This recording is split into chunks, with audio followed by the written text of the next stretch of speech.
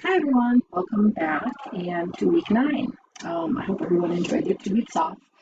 Life is a little bit different than the last time I made a video, and I want to recognize that and let you know that if there's anything I can do to help, I'd be happy to do that.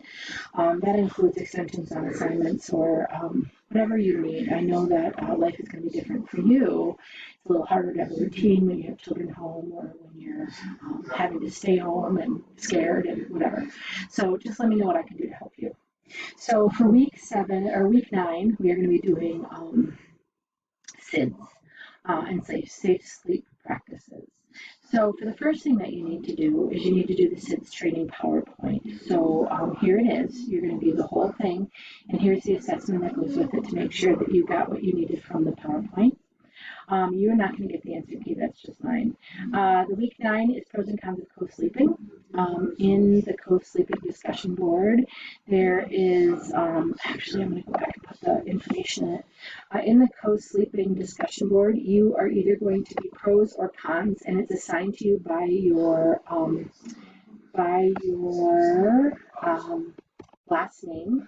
So just know that if you're A through the first half of the alphabet, you're going to be one side, and if you're the later part of the alphabet, you're the other.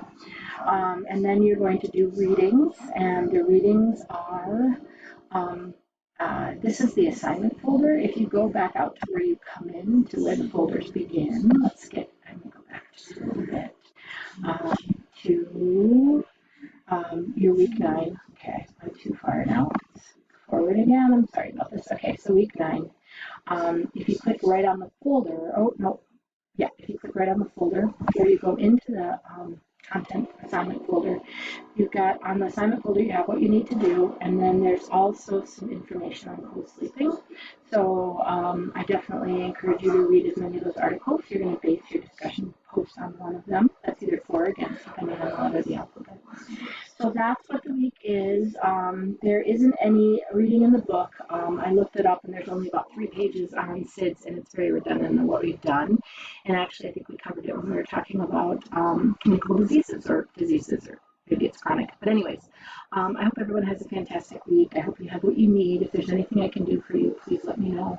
Please reach out. Email me, call me, whatever you need to do. I'll talk to everyone soon. Have a great, safe week.